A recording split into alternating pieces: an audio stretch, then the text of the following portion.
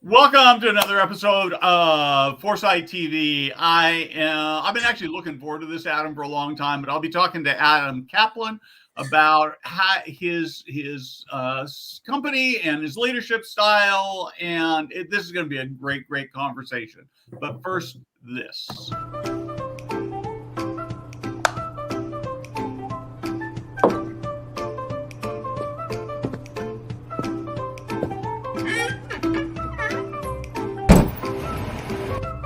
Hey guys, Steve Moran here.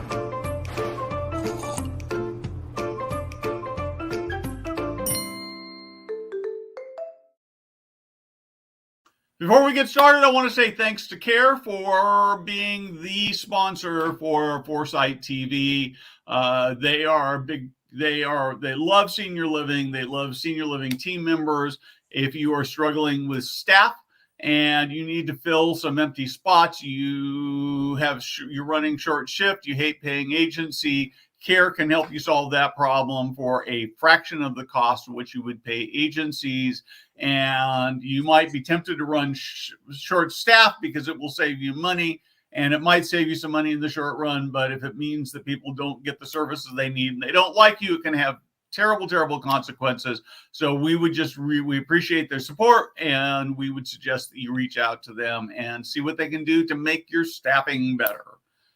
Adam, welcome. I'm going to confess I sort of botched my intro there. You stepped away just as we were getting started, and I got combobulated, but I'm so excited to have you on board. I'd love to have you start and talk just a little bit about your background and what you're doing and your company, and we'll go from there. Yeah, awesome. Thanks again for having me. Glad to be on again. So I've been in senior living for 20 years. I started out of Cornell, hotel and restaurant management, and I went to work for Merrill Lynch Capital in the healthcare real estate division. Great experience there. And after 3 years as an underwriter, I transitioned into my family business, went to work at Senior Lifestyle. Was there for 9 years, went from the capital side of the business over to operations, worked in every capacity as an executive director, ultimately moved into a role where I was integrating new properties into the portfolio. So had a lot of experience seeing behind the curtain in terms of how other operators were approaching the business, what was working and what wasn't. And then after 9 years at Senior Lifestyle, decided I had a very entrepreneurial father, came from nothing in Brooklyn, New York.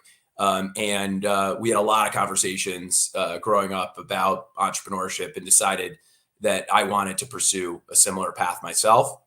Launched Solera Senior Living in 2016, fully integrated operator, developer, investor.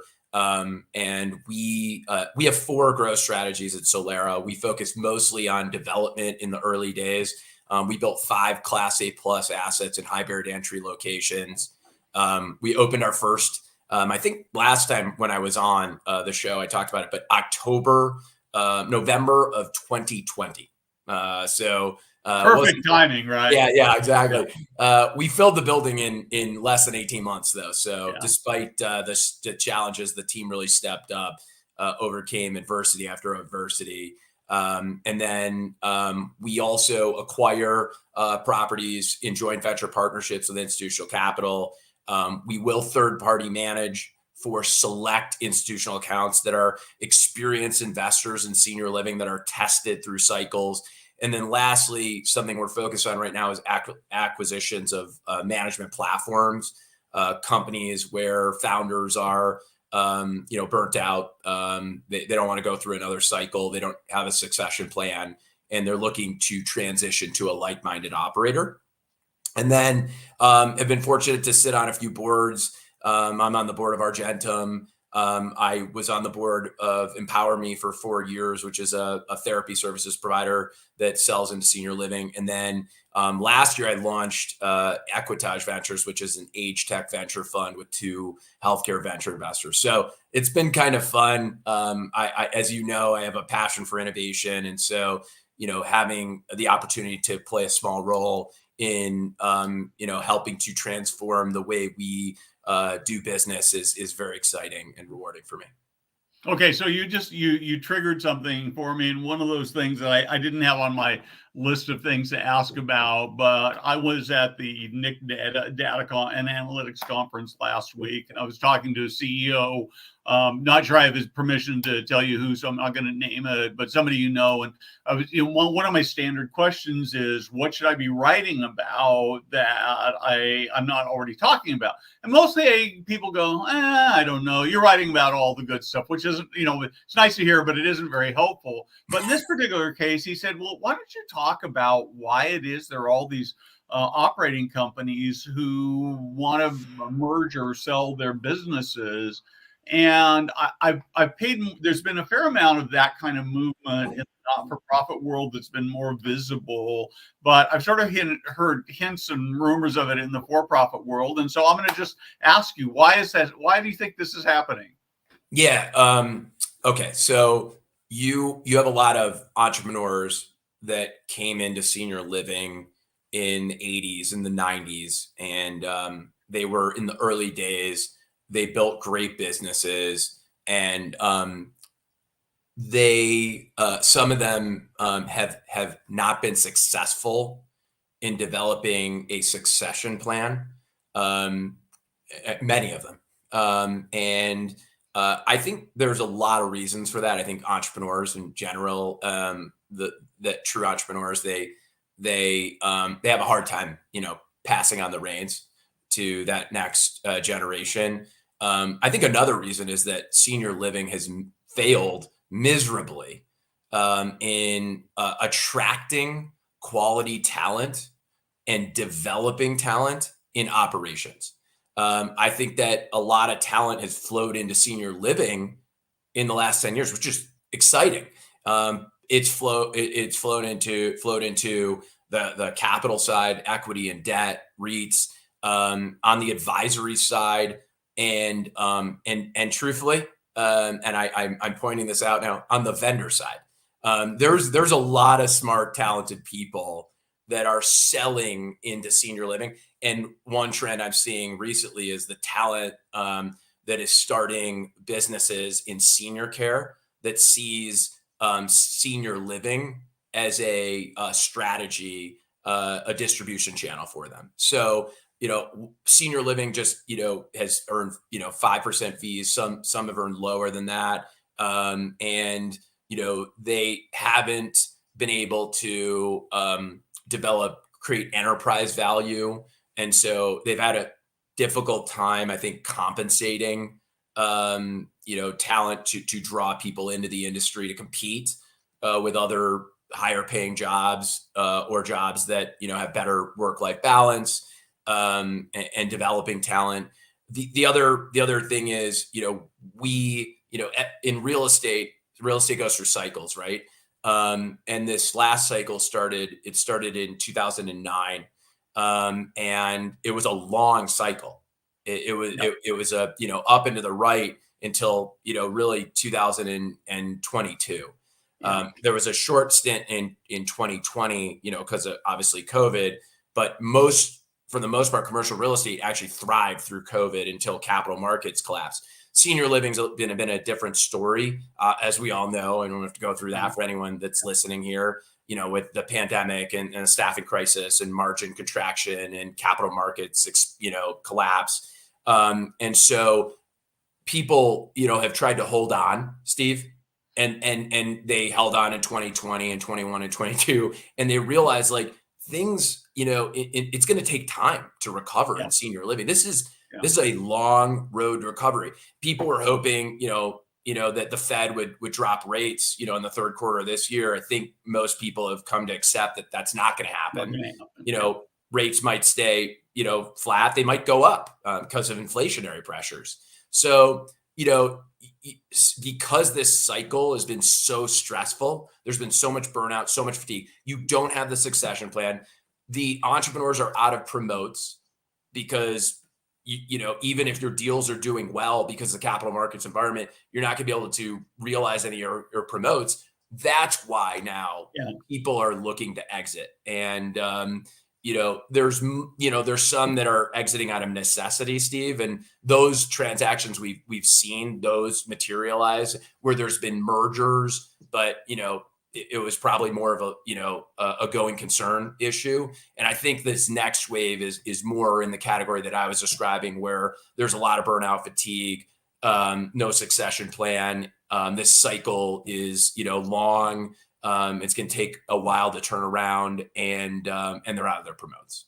Yeah, and I think that so one of the questions I asked this person who's about your age, so a young, relatively young, emerging CEO, was, I said, well, do you mean sort of because of succession planning? He said, yeah, there's some of that, but there are a lot of younger people, and my sense has always been that. I mean, it's a tougher business, I think, than it looks like from the outside, even when times are tough.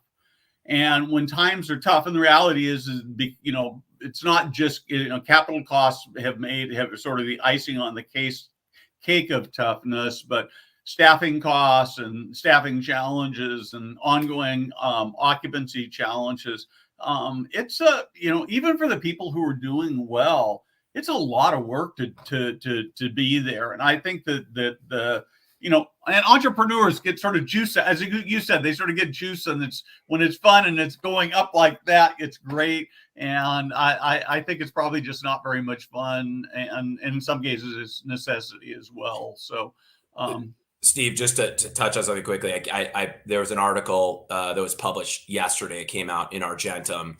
And it's an article that I asked them to write about, and they interviewed Lori Alford, on mental health in the workforce and senior living. It's just something I want to call attention to. I think if that would be an area, I'd tell you, we can't write enough about that. We can't bring enough attention to the mental health crisis among our workforce in senior living. There's been so much burnout, so much fatigue among people at all levels. That's the front lines, it's management. This is a difficult industry. It's very tough to balance the demands of all the stakeholders. I would honestly, I would love to see more people bring awareness to this, and honestly, leaders in the industry talk about their own struggles, especially in the last 5 years. With all the pressures that we've been dealt with through the pandemic, and the toll that it's taken. I mean, for me, it's taken a significant toll. I've had to work really hard. I've really focused on wellness and well-being. I've read Peter Attia's book at Outlive, and I've read I listened to Andrew Huberman's podcast, Huberman Labs, and I'm constantly working on how to optimize my performance, especially around areas like sleep and fitness and diet, being the three most important areas. So I just want to say that that's an area that to me is very important to me personally, and something that I think our industry should do a much better job at. Yeah, I agree with that. I asked Jada to see if she could track down the link and for that article, and we'll post it up in the comments. So I want to come back to this talent thing for a second. I was at the Leading Age California conference a few weeks ago, and there's a guy by the name of David Linderman who leads a big technology lab out of Berkeley, doing some really, really interesting stuff. And he and I were talking after his presentation, and he said, it's just unbelievable. He said, I've got all these kids who are coming in, and it's like, they're thinking out of the box. It's like they have no boundaries. So even the high school kids, and they're just coming up with just amazing, crazy ideas. And as he was talking about that, it got me to thinking and wondering if maybe, and I hate to say this because I feel like in saying this, I'm almost insulting everybody who's actually in senior living, but that one of the things that we have not done is told our story well enough. And so there are lots of best and brightest kids out there coming out of college, coming out of high school, who are going other places, who could really transform our industry if we just did a better job about talking about how that works. So I don't know, thoughts on that? I agree with you, Steve. I mean, I think that that if you actually think about what we've dealt with, we were in a crisis, survival in 2020, and And then that fed into, which was inevitable, but the pandemic accelerated this whole staffing crisis, which, we've had some pressures alleviated from it in the last, year, but, it's going to be an ongoing challenge, just given the rise in demand, the need to serve this population, and then the decrease in the population that's available, and the sentiment around immigration. So I think that it's going to take our industry to come together. Argentum is I think starting to do some good work around workforce. But I do agree with you, and I've seen some signs of encouragement. We have a family friend, their daughter is a junior in high school, and she loves seniors, and they asked if we would hire her, and I got her through the interview process. She is working at one of our communities as a server, and she loves it. And I saw her dad over the weekend, and her dad said, "Adam, I got to thank you, because my daughter had her best GPA of ever last semester." He goes, "She got a 3.8, and she's just not a good student." And I credit it all to working for you. And I've seen just a much more mature version of her. And candidly, like, she has a lot of structure now. Instead of coming home and going on social media, she goes to work. She feels a sense of accomplishment, and then she comes home and does her work. And that was really, really a promising story. Another one is a guy through YPO that I reached out to, who is one of the most prominent people in venture. And he actually reached back out to me. We had a call, and he's like, "Adam," he's like, I want to be transparent with you. The reason why I actually took your call is because my daughter's 17 years old. She's working in 2 memory care communities right now, and her passion is seniors, and her dream in life is to go to USC and be in the gerontology program.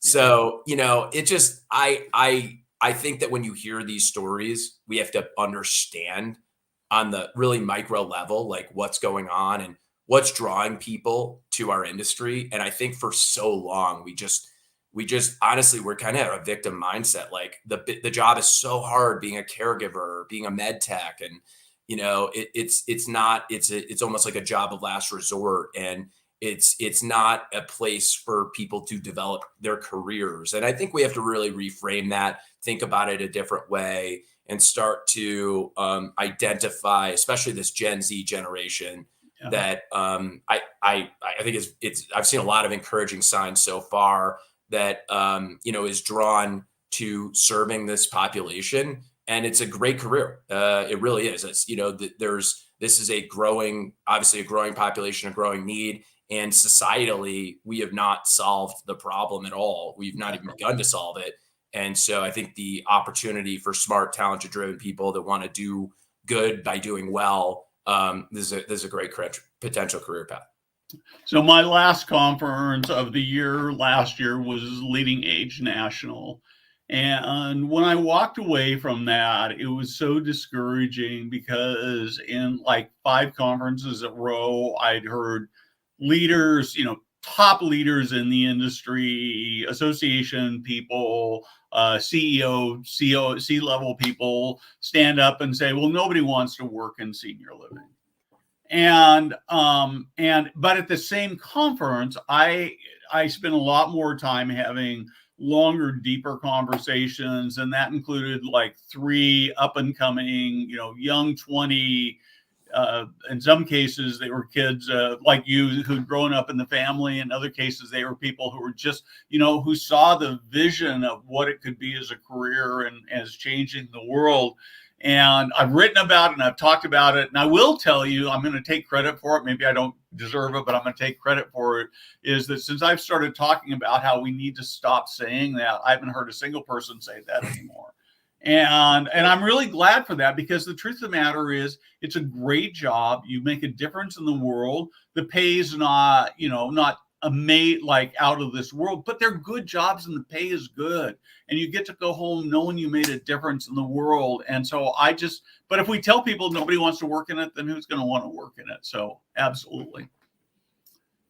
Okay, so Steve Monroe this week did one of his little 60-second videos where he said something that I've been thinking about for a long time, and that's that we have this common narrative in senior living that we've got to do something radically different for the boomers in order to attract them to senior living. And he came out and he said, maybe boomers are really going to mostly want the same thing that their parents wanted. And I kind of find as somebody who's approaching age 70 and starting to realize that when I hit 70, I think of 70 as old and what I'm going to want that to look like. It's a lot closer to maybe what my dad and mom wanted than like I was when I was in the 70s and we were in this rock and roll era. Any thoughts on that? That's a good question. And I, as a company that launched through development, our one of, and we even when we were in the early days, we always looked at acquisition opportunities. We actually, the first deal that we closed on was an acquisition. It was in Clearwater, Florida. What we said is we will either build places that people want to live in, aspire to live in, or we're going to buy communities that are still architecturally relevant today. Okay. So I do think the consumer expectation has changed. It's changed around the location that they'll accept, that they might want a better located community, something that's more proximate to, the places that they like to visit. It could be their kids. It could be, their favorite restaurant. I think that they have been very clear about what they're expecting in terms of the design. Like, they don't want a 275 square foot studio for the most part. They're looking for, a 1-bedroom or 2-bedroom, assuming independent living, assisted living. The designs should draw more from hospitality. I mean, having one dining venue is not enough. You need multiple dining venues. You need a full service bar. You need a coffee shop. We have really focused on bringing the designs that you would expect in an elevated hospitality setting into senior living, like an open kitchen, for example, indoor, outdoor dining, lots of natural light. So from a real estate perspective, from a physical plant perspective, I think that the expectations have evolved. I think the consumer expectations are also evolving from a programming and a service perspective, Steve. I mean, I don't think people are going to, accept just, meatloaf and potatoes anymore. Yeah. Again, this is very market driven though. So in some markets, you're still very much, meat and potatoes. But there's a lot of markets, especially the markets we're in, more urban markets.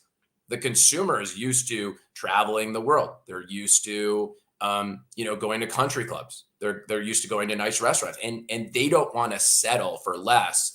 And so they're holding us to a very high standard as it relates to the variety on the menus, the recipes, the presentation, the way that the food is presented, the service experience, in terms of the programming that we offer. They want to see more educational content, bring in speakers that are, going to talk about current events. They want to see professors. So I do think that there's a lot of trends that are evolving that operators need to be very mindful of, pay attention to, so that they're not buying properties that are obsolete, okay, or they're not continuing to operate properties in a manner that is not desirable for what the consumer is seeking today. So do I think we need to do something totally radical? I don't think so, but I think we need to keep iterating, continue to keep recalibrating. I do believe that the product will evolve, Steve.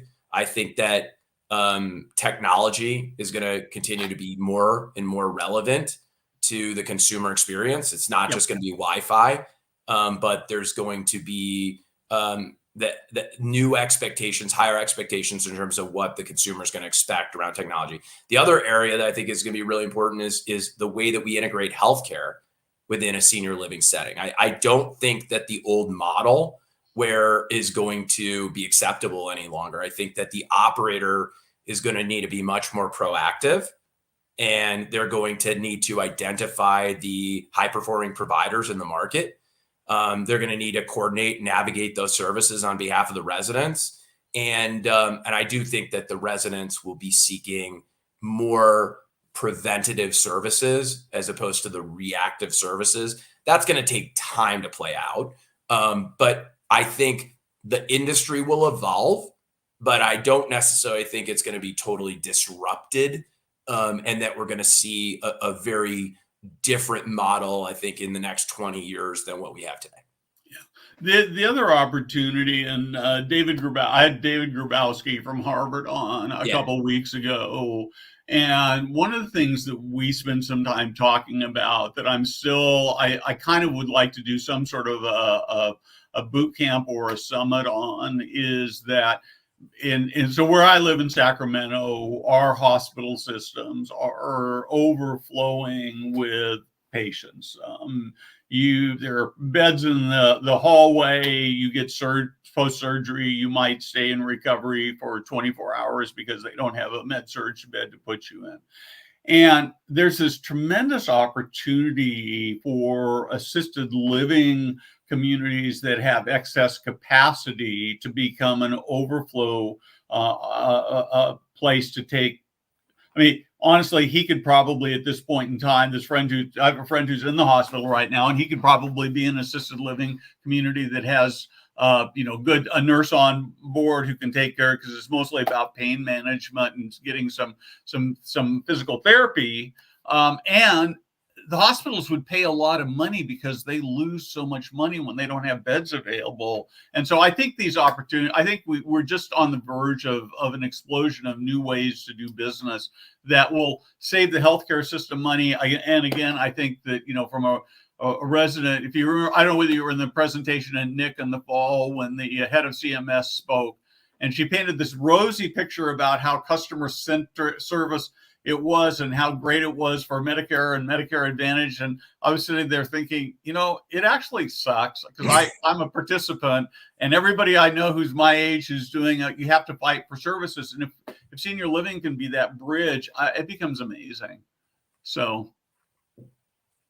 Yeah. Well, the great thing about senior living is it's private pay, right? I mean, it's great and it's not great. Okay. But 90+% of senior living revenue is private pay. And I only say that from the lens of what you just said, in the sense that it's a consumer product. Yeah. And healthcare is not. And so, the consumer, because they're paying privately, they will demand that we deliver a high quality experience, and that we continue to evolve to meet their needs. And so, I mean, Medicare, Medicaid,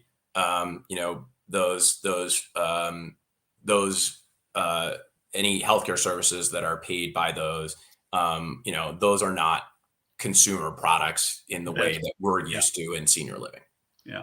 So if you sort of look over your last few years of starting a company and growing it, what have you learned? What are maybe some things you thought were true that weren't? And then what's next? I have learned a lot. So I started the company April of 2016, so it's over 8 years. I will say one of the things you learn is that right when, you think that things are going to get more comfortable, you better be prepared to shift gears. So, I was 4+ years in when the pandemic hit, and, that just totally, it turned the business on its head, and we had to reinvent ourselves at that time because we weren't as mature as other companies. We didn't have as many safety nets as other companies. So always be prepared, always have contingency plans, because you never know what's around the corner. It's hard to anticipate, what is going to cause distress in the system. So that's a really, I think, a good learning. I mean, I made some, I think, mistakes along the way in terms of taking on a few management agreements for owners that had a single asset that was very distressed, and we stepped in to help them out. And we weren't aligned with them, and they didn't have a understanding and appreciation for the industry. They weren't dedicated to the industry in the way that we were. And so ultimately those weren't a good fit for us. And so we parted ways and refocused our strategy, where if we do third party, it's going to be for investor groups that have been investing in senior living for 20 plus years. I always appreciated the importance of hiring and surrounding yourself with the right people. I think I learned a lot about right person, right time. I brought some people on that I'd known and had good reputations, that had worked for bigger companies that didn't thrive in a more entrepreneurial culture.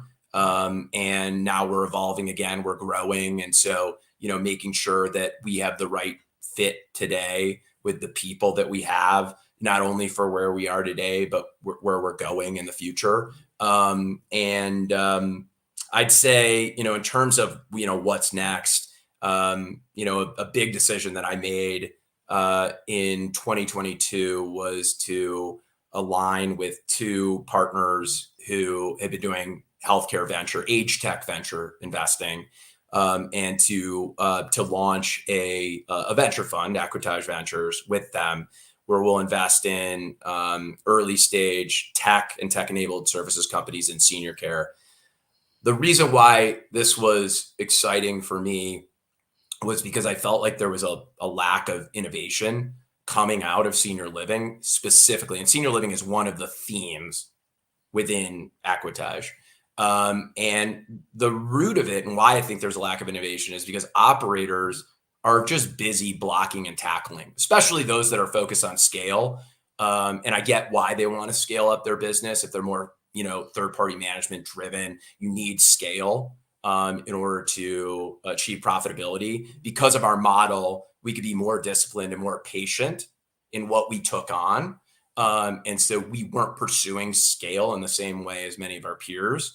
But a lot of operators, blocking and tackling, don't have balance sheets to invest in innovation. And then the real estate LPs, most of them want to continue to make real estate investments, not venture investments.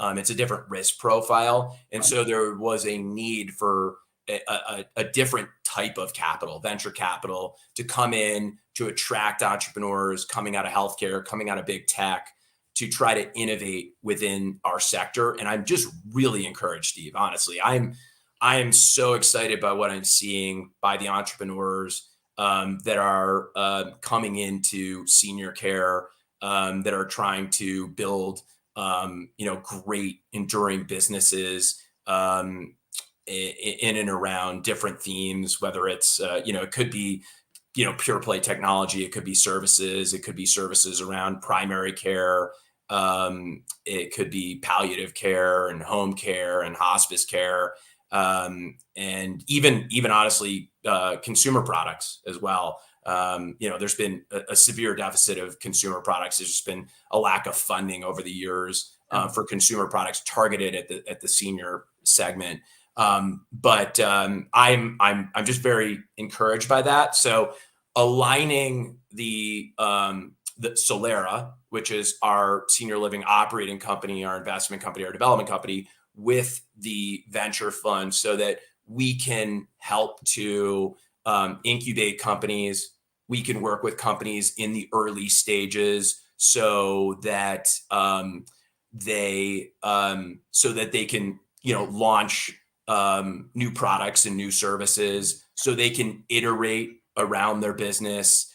We can provide proactive feedback to them, and we can help them once they've validated that product, provide distribution. That's something that's really, really exciting. So we're going to continue to grow at Solera through acquisitions, more high quality core plus light value add deals in primary markets, large secondary markets, buildings over 100 units. And then, we're going to look at, third party management for with institutional accounts, and then also some platform acquisition deals, as we discussed before. And so just very excited about the opportunity not only to deliver great services on a day-to-day basis, but to help drive that needed change and transformation that we're all seeking in senior living, that we need to be more proactive and intentional about if we want to have an industry that's set up for success in the future.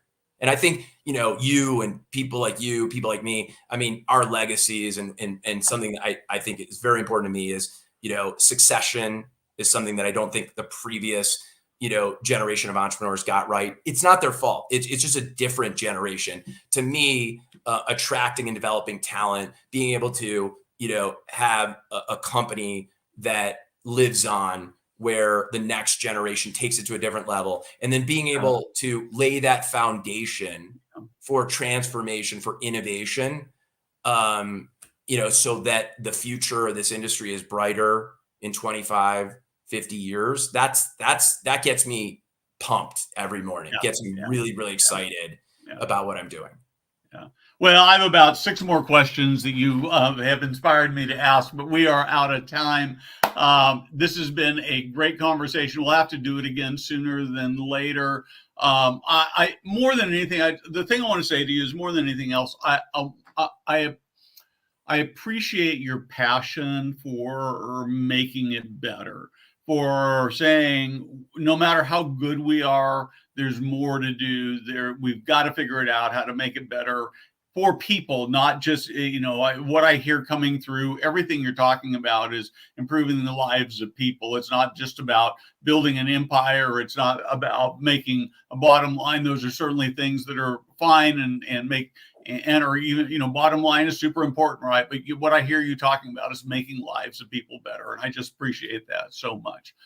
Thank you very much for watching. Adam, thank you for the conversation. Yes, and if you hold on for a couple minutes after we are done, we will be back next week with, right now it's still a mystery guest. We had a cancellation, and so we're working on that. You might end up with just me. I've never done that before. Maybe I should try that. So